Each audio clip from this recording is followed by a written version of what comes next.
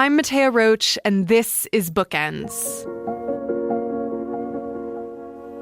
In honor of the National Day for Truth and Reconciliation on September 30th, I'm devoting the full hour of our show to my guest, writer, journalist, and filmmaker Tanya Talaga. I think Tanya should be in the middle. Earlier this month, Tanya was on the red carpet at the Toronto International Film Festival. She was surrounded by family, community members, and collaborators. They were all there to premiere her new work, a documentary series called The Knowing. It's so unbelievable to have your words, your stories, and not just my stories, but like everyone that we brought with us here today. I never thought that we would get to this stage, from the books and the words to here. It's just overwhelming. The 4-part series is based on Tanya's latest book, which is also called The Knowing. It traces her search for her great-great-grandmother, and it's a story that's deeply intertwined with Canada's residential school system. Tanya Talaga is Anishinaabe and Polish and a member of the Fort William First Nation. She's been investigating and sharing the stories of Indigenous people for more than 20 years. Her first book, 7 Fallen Feathers, looks at education and the justice system through the story of a small northern town. Tanya also wrote All Our Relations, the book version of her 2018 CBC Massey lectures, and it explores the rise of youth suicide in Indigenous communities. But Tanya's latest project, The Knowing, is something different for her, something deeply personal. Annie Carpenter was Tanya's great-great-grandmother. She was an Innu woman whose life was upended by empire and racist laws. Annie was forgotten by history, but she was not forgotten by her descendants and relations. They'd been looking for Annie for more than 80 years. And in The Knowing, it was Tanya's turn to pick up the search. I sat down with Tanya Talaga in our Toronto studio. This conversation deals with topics that may be triggering for survivors of residential schools and for their families. Support is available at 1-866-925-4419. Again, that number is 1-866-925-4419. Here's our conversation.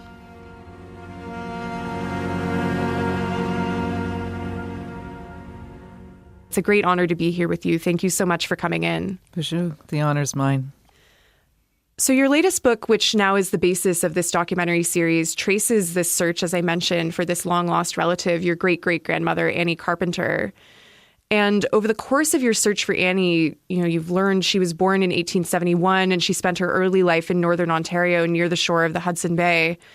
Can you tell us a little bit more about her? Who was Annie?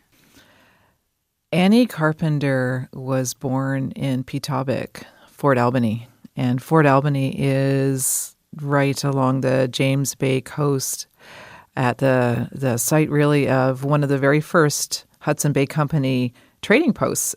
Trading post was set up there in, I believe it was 1679. And she was the daughter of Jean-Baptiste Carpenter and Jane Bunting. And Jean-Baptiste worked for the HBC. Annie had all of these brothers and sisters, but I didn't know anything about her life until I saw the census from 1881 that detailed she was 10 years old in 1881. So she was born in 1871, 5 years before the Indian Act became law. And just after the Hudson's Bay Company and Rupert's Land, quote unquote, sold the entire swath of land to Sir John A. Macdonald. So I had to find out about Annie. I was just enraptured by her. I mean, she's been a mystery for my entire family for over 80 years. Yeah, this long-lasting mystery of having so little to go on to find out about her. It wasn't just a project for you. It was, as you say, a project for your whole family for decades. But your specific search began several years ago with, as you mentioned in the documentary, and we actually see this folder, this brown file folder that's full of documents. And you say in the opening scene of the series, sometimes you get an envelope that changes your life. So what was in this particular envelope? Where did it come from? And how did it inspire you, I guess, or spark you to go on this journey of discovery? So my uncle, Hank Bowen, this was his research, and his research was kept in this brown, like, Grandin toy file folder. I don't even know if there's Grandin toys around anymore.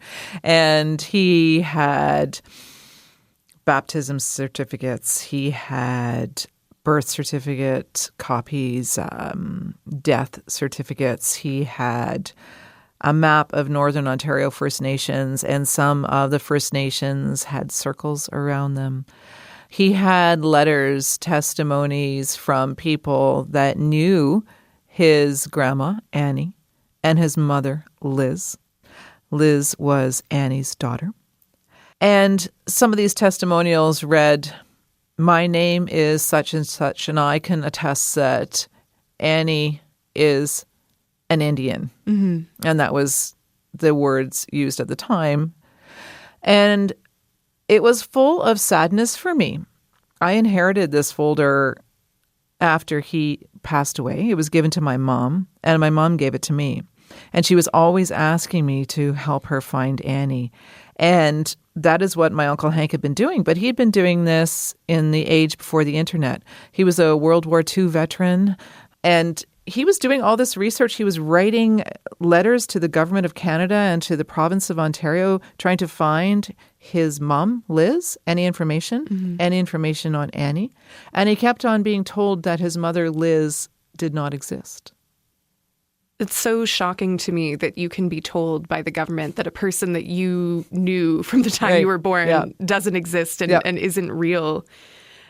There were obviously such huge gaps in this family history that Hank was running up against as he, as you're saying, like, was trying to piece together this puzzle.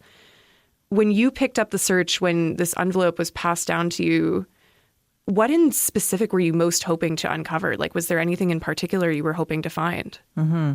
I wanted to find which residential schools my family went to, my maternal family. Mm-hmm. I wanted to know where they went to school. I wanted to know what had happened to Annie in her life that she ended up, as soon as I started finding out more and more about the fact that she was from the James Bay coast, I was wanting to know what happened to her. How is it that I have a death certificate that says that she's buried somewhere here in Toronto? How did she get from there to here?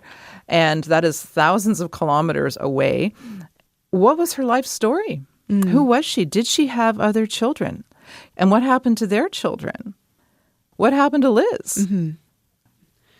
Yeah, as you say, this story is not just a story of your family. It's a story of so many families that have had experiences with residential schools that are, survivors or intergenerational survivors, as you say in the documentary, that there's this absence of accurate records about the lives of Indigenous people in general. Either records don't exist because they were destroyed, they're withheld in some cases by the government or by churches. Where records do exist, they're often inaccurate or incomplete. There's a number of instances in the documentary where there's transcription errors or just like pieces of forms that haven't been filled out. I'm wondering if you could talk a bit more about the significance of these errors, these omissions, these withholdings, and how those gaps in the archive are felt by families and relatives who are trying to access this information. I have been a journalist, an investigative journalist as well, for 25 years. I was a reporter at the Toronto Star. I'm a columnist at the Globe and Mail. This is what I do for a living. I find people, I find truths, and I needed help. And it was, pure luck in a way. It was a friend of mine, Ian Capstick, who introduced me to Ryan Shackleton at Know History. And he said to me, if you ever need any help, he's a professional archivist based in Ottawa, I'm here. Let me know. And he was the one that found the census. And I have to tell you that it just breaks my heart that our people have all of these barriers ahead of them when they're trying to find out information about their own family. Mm-hmm. As I said, I'm a journalist, and I had high-level help, not just from Ryan, but from Kimberly Murray, the independent special interlocutor for missing children and unmarked graves, who I happen to know. Libraries, Archives Canada, they started to help as well. And then I had community help. But we need in this country an easy way for our people to find our records. I mean, Canada for 150 years was all about assimilation, right? Mm-hmm. Still very much so.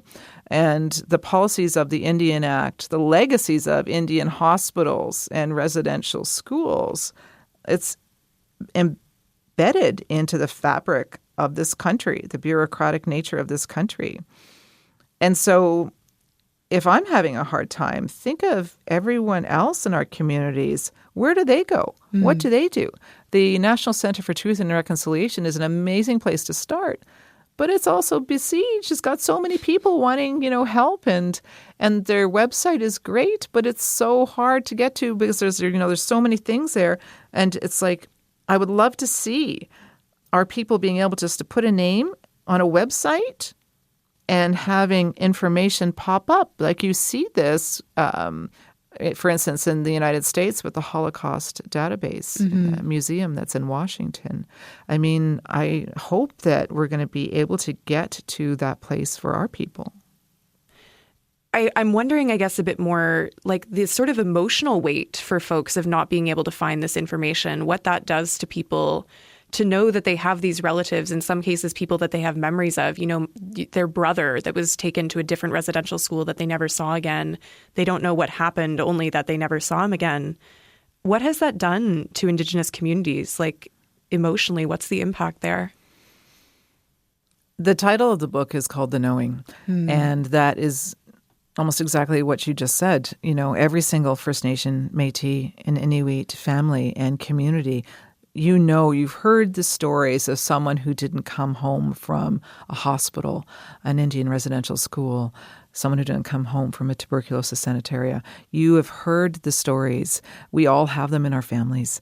And so that, to me, is that emotional weight of what you're talking about. That is the knowing. Mm-hmm. And when I was in Kamloops at Kamloops Tshwatma, after the Lestwewe, the missing, was first talked about, and that is a potential discovery of 215 graves of children who went to the Kamloops Indian Residential School.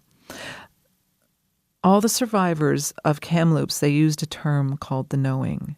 We knew that there are people that didn't come back. And when I heard that phrase being used, I thought to myself, that is what I feel. That is what I know other people in our communities feel. It's a knowing. Mm-hmm. And so that is a weight, of course. We want to recognize our ancestors. We need to do that. And, I really do believe, and that's part of the reason why I wrote this book, main reason why, was to empower other First Nations people to do the same thing, to try and look back. And by looking back in our family trees, we're going to find those people that are crying out to be found, and they need to be recognized and heard. I want to circle back a little bit to the experiences of your great-great-grandmother, Annie. You mentioned earlier in our conversation, like the very specific time period that she was born into in this brief window between Canadian Confederation and the implementation of the Indian Act. She was about 5 years old when the Indian Act became law in 1876, and that's what kicked off so much of this process of forced assimilation, of the creation of residential schools, Indian hospitals, sanitaria. What did it mean for her practically to be a young Innu girl living at that particular time? Like, how did that change her life and shape her life in a way that's different than if she had been born maybe even 30 years prior? When I was writing the book, a phrase came to mind, and that was "in the mouth of genocide." Because to me, she really was born at that pivotal time, right? Being born in 1871 after this giant plantation that, I'm not calling it a plantation, that was the HBC. Just as that was being sold, Annie's being born, Indian Act becomes law, a race-based piece of paternalistic legislation that became law in 1876 and that is still law and in our books today. So she's born and she's thrust into the colonial system, right? She went to residential school, and we see that on the census. It shows, yep, she went to school, and so did her brother as well with her at that time. Where did she go? I don't know. that's been almost impossible to find. She married and met a man who was, she was 18, he was 21, Samson Wemestigus, who I later learned was my true great-great-grandfather. Not the guy that was on the records, right? Like later on. And so what was her life like? She was having children. Her and Samson have 6 kids together. What happened to those children? Where did they go? Who are they? What happened to their children? And, I can't imagine being her age, being a woman in her 20s, and having all these children, having this husband. He was a hunter. That's what it said on their marriage certificate. Did they have a happy life? I hope they had a happy life. I hope these were the happiest years of her life, because her life went very dark after Samson died, and she lost almost all of her children except for Liz. It's interesting seeing, based off of so little, having to imagine what life would have been like for her, only knowing that there were these children, that they were lost, either illness, went to residential school, didn't come home, all of these things. And as you say, the initial records that you were operating off of had her with just this second marriage, that when she was 38, she remarried to a French-Canadian man. What were the consequences of that marriage for her, and then the ongoing consequences that marriage had for your family? It's just unbelievable, the consequences. So she marries Joseph Gauthier, a French-Canadian man, and she was in her late 30s, I believe, when she married him. And that was a clue to me that she had, of course, had more children. And she lost her identity as a Cree woman. As an Innu woman, it disappeared. The government of Canada calls it enfranchisement. And so it's almost like, I guess in the colonial eyes of a graduation, oh, you don't have to be an Indian anymore. You can be, you're married to a white man now. And so your life is going to just go great because you're just assimilating right into our society. You're doing exactly what we want, right? And that took away everything from her, though, her identity, her ties to her homeland, her land, her language, her family, everything. And life just was totally upended for her. There's this line in the documentary series where you say that you can only think that she did this being marrying this French-Canadian man. And as you say, losing access to her land, her language, her culture, these other members of her family, that she only did this to survive. What did you mean by that? Like, what were you thinking when you said those words? Mm-hmm. Well, you have to think of it in like Annie's lifetime, There wasn't a lot of options if you were a young and a new woman. What are you going to do? Are you going to get a job? No, that wasn't what was going on then. Could she go to university? Oh, no, she couldn't, because that was, under the Indian Act, it was against the law for us to go to university. So what was she going to do with her life? This is how you see, when I call it the Mouth of Genocide, the colonial system, devastating for our women, because we would go from communities where we would be active, equal partners in decision-making and, the life of a community, to just erased, hard to find in the records, passed around. She has to marry to survive. And women had to do that back then. That was your only option, especially if you were a First Nations woman. And so I thought a lot about that, and sometimes in the book I find myself talking to her, and it's just like, was it all about survival? And you see that theme with First Nations women time and time again.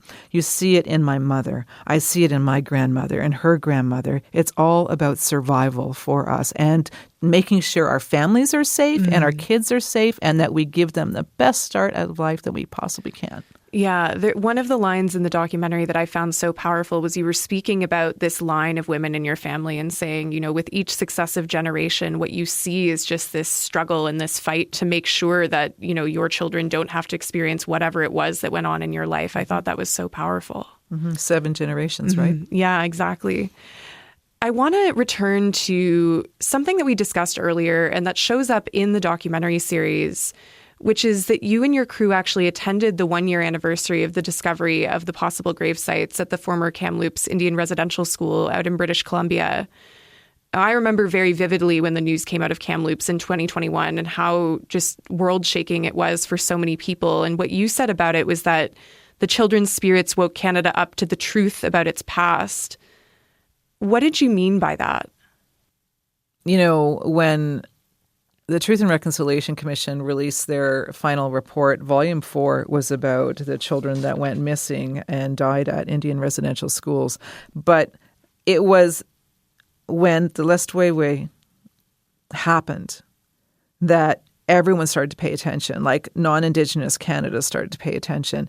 And everyone, our communities also woke up and started looking at Indian residential schools and Indian hospitals. And they started to say, okay, you know, back to that knowing, right? Who's gone? Who's missing? Where are they? Let's go. Mm-hmm. It created this huge movement across the country. In your search for Annie Carpenter, you discovered a lot about other members of your extended family beyond just Annie, including 2 members of your family who actually died while attending residential school. And they were the older brothers of your great-grandfather, teenage boys named Thomas and Samuel Skeletor. I actually would like to play a clip from The Knowing talking about these relatives of yours in this scene where you're visiting the Shing Wok Cemetery in Sault Ste. Marie. And we hear your conversation with a survivor of the Shing Wok residential school. It says, an Indian boy, a pupil of the Shing Wok home.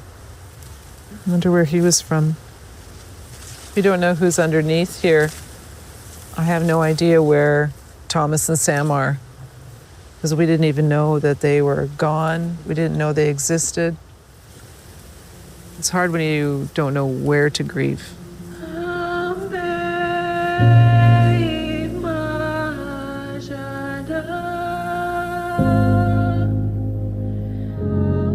This book has all the names of the children that died here, of seeing their names, and also, too, seeing my great uncle. He's right here. Yes, I see that. Yeah. But it should be Sam, and it says Sarah Skeletor, died December 9th, 1905. And then they've got, this is Thomas, and Thomas died when he was 17. Wow.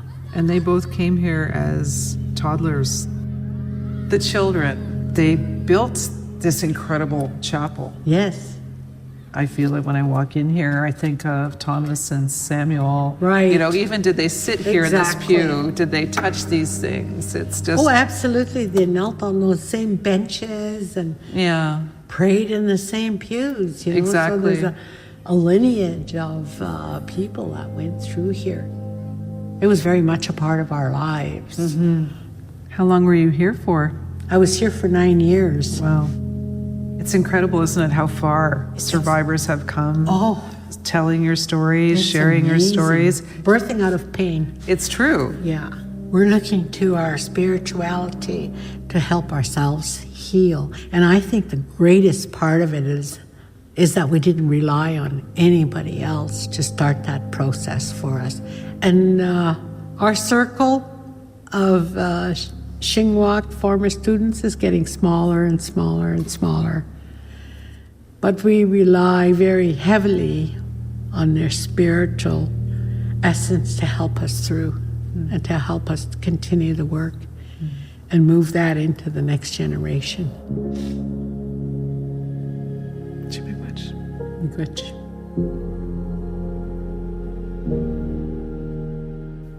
What you just heard was residential school survivor Shirley Horn speaking with my guest Tanya Talaga in a clip from the new documentary series, The Knowing. Tanya, that's such a powerful scene from the documentary where you're speaking with Shirley in this chapel that was actually built by the children attending Shing Wok, and being in this space where your relatives, your relations had spent time. What did it mean for you to be there and to learn about the lives that these relatives of yours had lived? It's pretty overpowering to be in the space of that chapel and to be on the grounds of what is now Algoma University. Algoma University, and the building is restored, the old Shing Wok building. And it's heartbreaking to be there And to know that my great uncles, Thomas and Sam, never left that place. They never went home on the weekends. And I know this because of the records that were kept by the school itself. And to read the lives that they did lead and to see the photos that are back from that time, you know, none of the photos are ever labeled, so you just really have no idea who's who.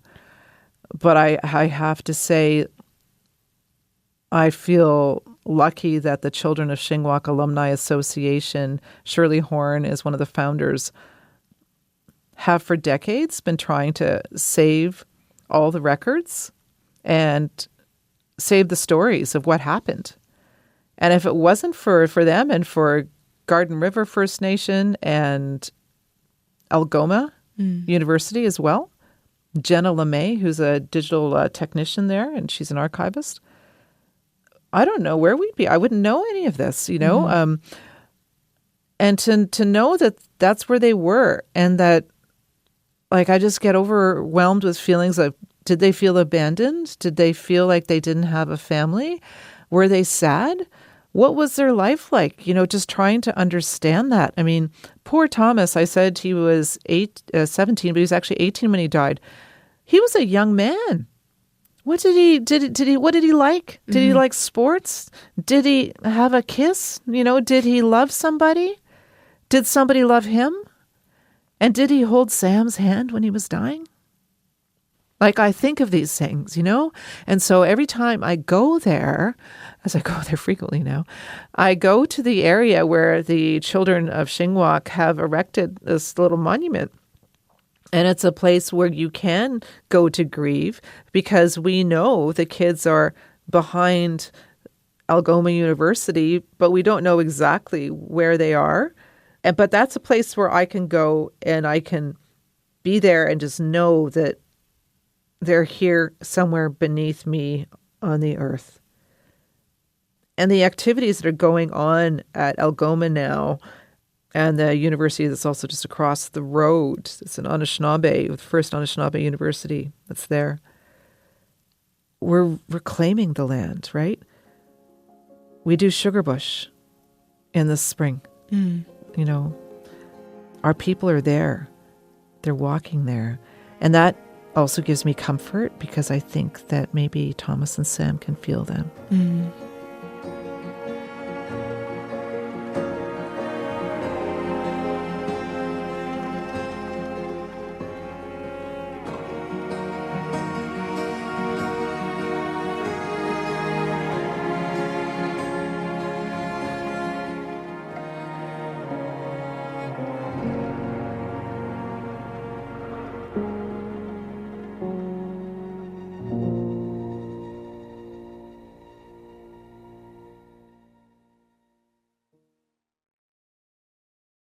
Tanya, I want to talk about another event that's covered in The Knowing, which is the historic apology that was made by Pope Francis for the Catholic Church's involvement in residential schools and their administration. In March of 2022, you were part of the delegation that traveled to Rome and witnessed his initial apology firsthand. Can you talk a little bit about that trip and what it was like for you to be there witnessing all of that? Miigwech, thanks for that question. Well, I kind of attached myself like a barnacle to the delegation. I went as a writer, as an author. I knew I was going to be writing a book, and I paid my way to go. I, begged to be allowed to be part of it. The AFN said, sure, come on. So I wasn't part of the official delegation, but I wanted to go just to witness it and to be there. And it was incredible. I never got to be in the audience with the Pope. I had to wait outside, which was fine. I was okay with that.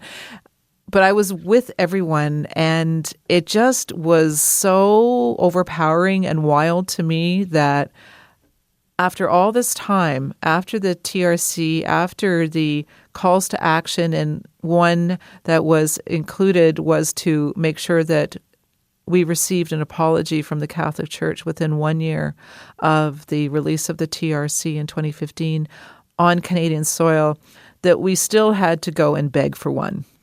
And so we did. The Canadian Council of Catholic Bishops they got the delegation of First Nation, Métis, and Inuit to go over there.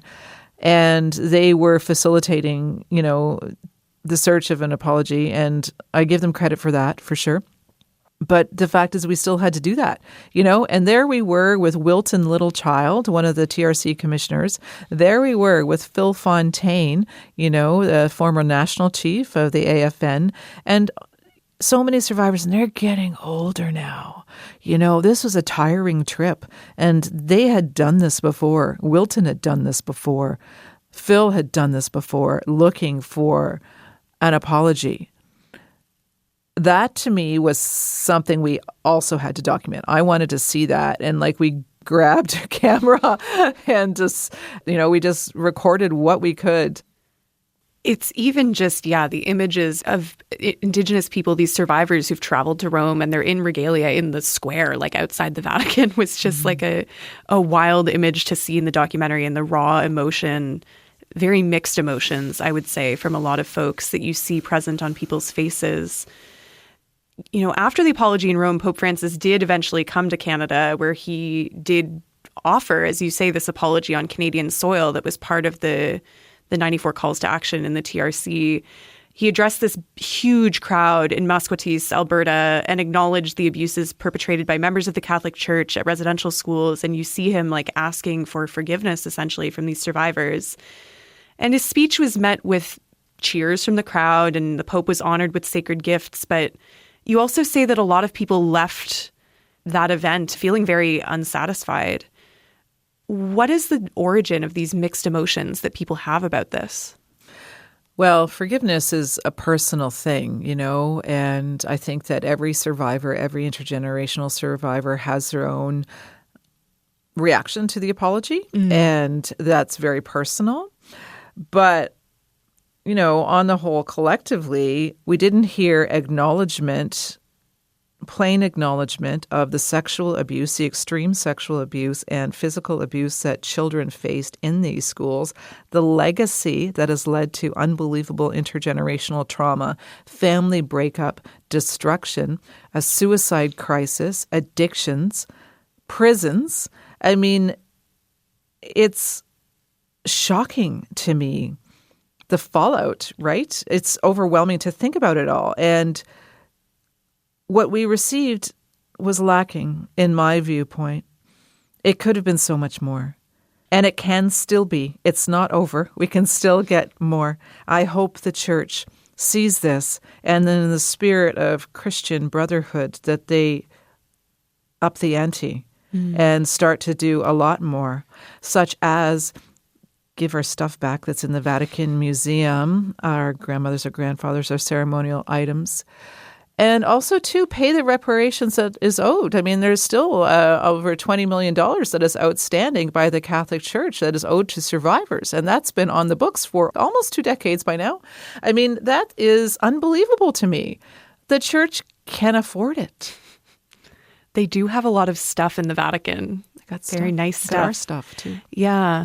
There's also, I noticed, there's not really any mention of the release of documents, right? That there's been this ongoing fight by Indigenous peoples to get churches, who in many cases are the bodies that hold documents relating to, well, where are my loved ones buried? What happened to these lost relatives? What sort of action needs to happen there, in your view, on the part of the church? Raymond Frogner has been in to the Vatican to see the archives and the records, some of them anyway, and he is head of research at the National Center for Truth and Reconciliation, and he's also a First Nations man, and so that is something. But I mean, Raymond needs help, and we need to. It'd be great to have those documents back here in this country, so we could all have access to those. I mean, who owns those documents, really, about our loved ones and our family members, our community members? The community should have access. The families should have access to them. And it is time for those records to come back. I want to talk a little bit about more of the aesthetic component of this documentary, because in addition to being incredibly informative and just heart-wrenching to watch, it was also very beautiful visually, and it has a really interesting style. There's a lot of landscape photography. There's this golden light that swaths over these sweeping aerial views. We see low angles that bring us down to the ground, shots of the faces of survivors. And there's also this 16 millimeter footage, which seems like it's both archival and also some new material because you show up in some of it. Can you talk a little bit about the visual approach that you took in putting together this documentary? Miigwech for that. This is First Nations filmmaking. This is the CB, the river. The river is alive, Kastashawan, Albany River. This is the area called the James Bay Lowlands and the Hudson Bay Lowlands. This is the Ring of Fire. This is the beauty of our land.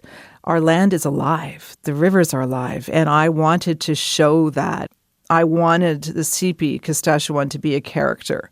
I wanted people to know the Albany, to feel her, and to see her power and her beauty. That was super important to me. And that is, again, when you work with Indigenous filmmakers, they're like, oh, yeah, got it. We know. And that's what we want, too. And so that was definitely a theme throughout all 4 episodes.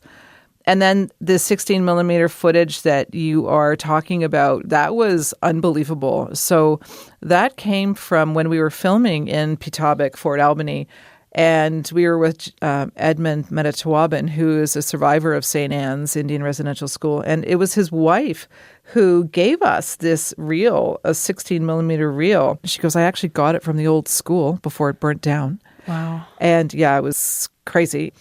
And she didn't know what was on it. And she's like, go for it, digitize it. And so we did. We digitized it and we couldn't believe it when we saw it. This was footage that no one had seen. It was 50 years old. And you could see the river in its glory 50 years ago. You could see our ancestors, on the river in their canoes, you could see there's a moose there in one of the scenes, which I love. And there's a little girl standing in the wintertime as the ice flow, which is a monster of the ice. It just powers through and it's so thick. So we just thought, and this is a brilliance actually of our editor, Andreas Landau. He's like, let's just use it through the whole series. And so we did. And then you did pick up on that. So we filmed my mom and I in East End, Toronto. And my mom rocking in a rocking chair on my front porch as her great-grandma did, Annie. Yeah. There's also this narration that is paired with some of the archival footage that's spoken in Innu. And I think the combination of the sound, the hearing, this traditional language that matches with the territory that we're seeing was really powerful. And I was wondering, who is the speaker that we hear speaking in Innu, and where did she come from? That's Stella Shimmons. She is my friend's mom, and she's an Indian residential school survivor. She went to Bishop Horton Hall and Shing Wok, actually. And she is amazing. She has such a voice and a presence and a beautiful, beautiful smile. And her eyes are always lit up, And I remember being in Timmins at a gathering. And there was Stella, and I'm like, oh, okay, I know that she speaks the language fluently, so I'm just going to ask her. So I pulled her into a ballroom, an empty ballroom, and I asked her to read this passage from my book, and I just recorded her on my iPhone. And I went back to Toronto, and it was over, and, I thanked her very much and, compensated for her time. And I played it, and my editor almost died. He's like, that's the voice. And she is the voice. Mamu chicken, gisteltavan. Ishigis nasta gitche wano geanon, giwano kagiitayak. Munakis kentanon gyokan kahakikuyak. Wesa mistahi mitentajugun.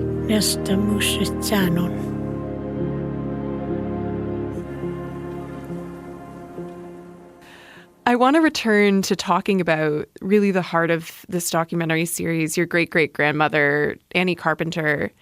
And as you've put it, Annie is a woman whose life had really been erased by the state, by, her involvement in residential schools, by her losing her status through marrying a white man. But now, thanks to the work of you and all of the people that helped you in putting together this book and this documentary series, her story is being shared and heard by so many.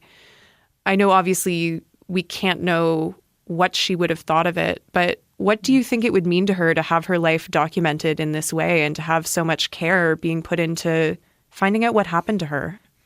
I think about that sometimes, I think about, would she be proud?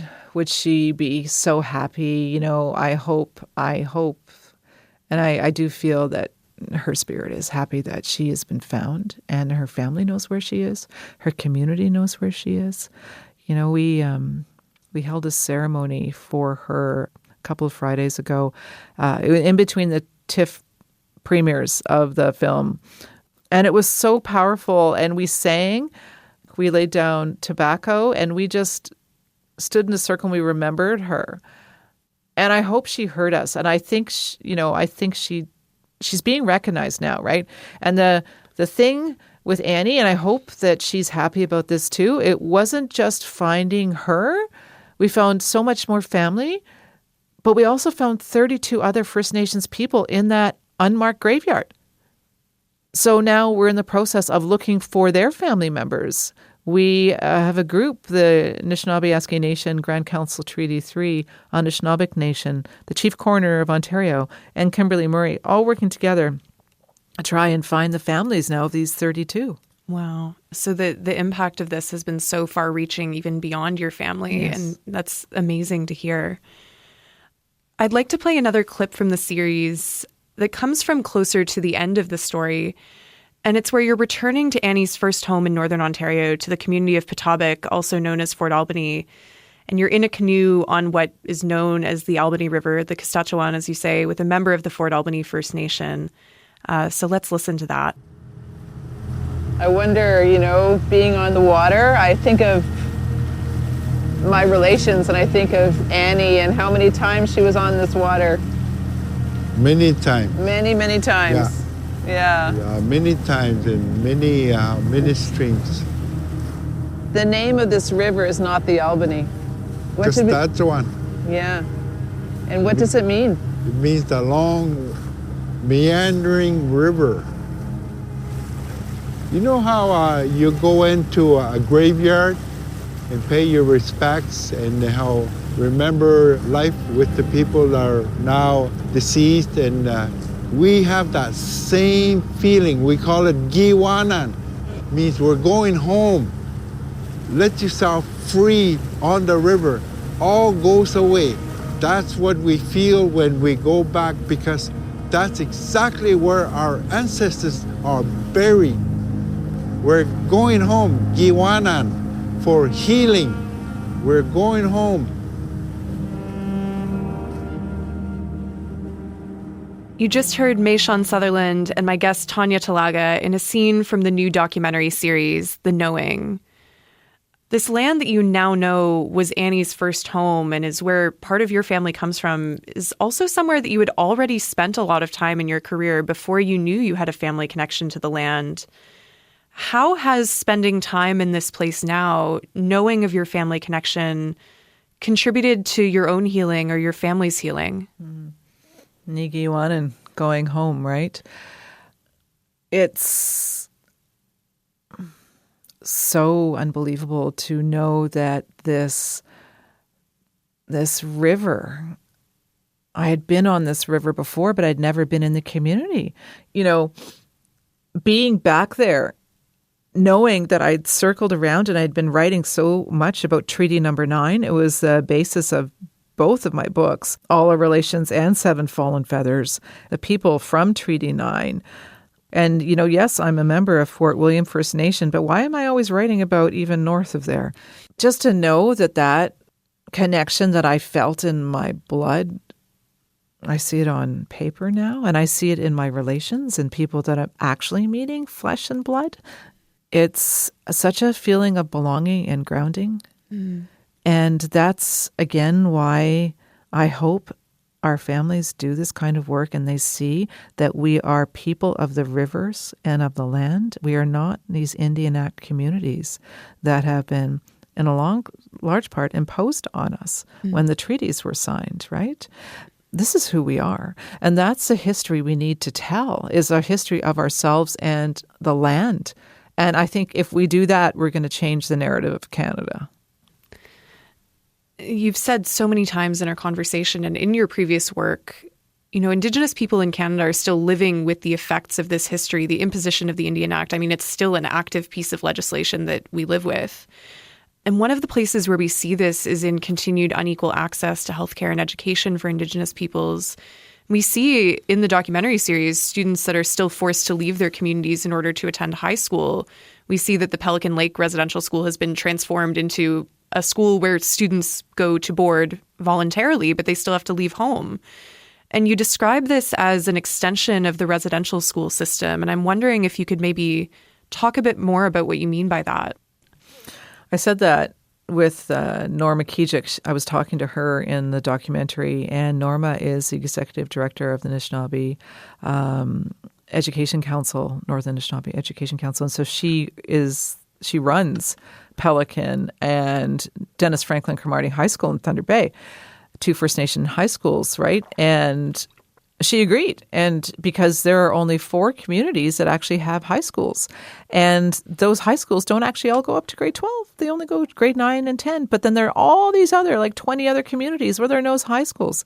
If you want a high school education, which is a fundamental right of every child in this country we now call Canada, you have to get on a plane, you have to leave your language, your family, your community, everything you know, and you have to board.